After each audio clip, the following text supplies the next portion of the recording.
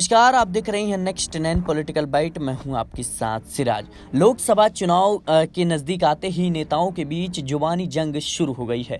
इसी कड़ी में मध्य प्रदेश बीजेपी के अध्यक्ष विष्णुदत्त शर्मा ने कांग्रेस पर जमकर प्रहार किया। इसके साथ ही उन्होंने राहुल गांधी की भारत जोड़ो न्याय यात्रा पर भी जमकर निशाना साधा। इसके अलावा उन्होंने पूर्व मुख्यमंत्री कमलनाथ के बीजेपी में आखिर क्यों नहीं शामिल हुए और इस खबर को लेकर भी बड़ा बयान दिया।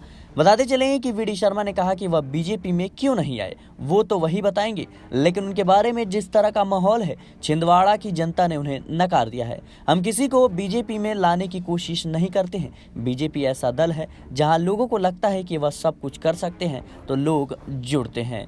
वी डी शर्मा ने निशाना साधते हुए कहा कि कांग्रेस सिर्फ एक परिवार तक ही सीमित रह गई है। उन्होंने कहा कि पीएम मोदी ने भारत की गुलामी के सभी प्रतीक खत्म कर दिए हैं और अब सिर्फ एक ही प्रतीक कांग्रेस बाकी रह गई है और यह भी धीरे धीरे खत्म हो रही है। उन्होंने कहा कि कांग्रेस परिवार की पार्टी बनकर रह गई है।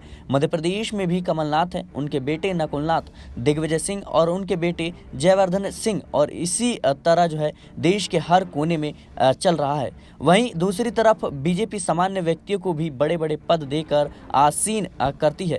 विष्णुदत्त शर्मा ने आगे कहा कि पिछली बार मध्य प्रदेश की 28 सीटों पर कमल खेला था, लेकिन इस बार प्रदेश की सभी 29 सीटों पर बीजेपी की जीत होगी। उन्होंने कहा कि इस बार हम छिंदवाड़ा में भी कमल खिलाएंगे। आपको बताते चलें कि कमलनाथ हाल ही में उनको लेकर तमाम तरह की खबरें चल रही थी कि वह जल्द ही बीजेपी में शामिल हो जाएंगे। इसी कड़ी में राहुल गांधी से उनकी बातचीत हुई, जिसके बाद यह खबरें सामने आने लगी कि राहुल गांधी से बातचीत करने के बाद कमलनाथ ने अपना फैसला वापस ले लिया। हालांकि जिस तरीके से खबरें चल रही थी कि अगर कमलनाथ बीजेपी में शामिल नहीं होते हैं तो उनके बेटे नकुलनाथ शामिल हो सकते हैं और प्रधानमंत्री से मुलाकात भी इसके अच्छे खासे संकेत देने लगे थे। फिलहाल के लिए इस खबर में इतना ही। देश और दुनिया की तमाम खबरों के लिए बने रहे नेक्स्ट 9 पॉलिटिकल बाइट के साथ।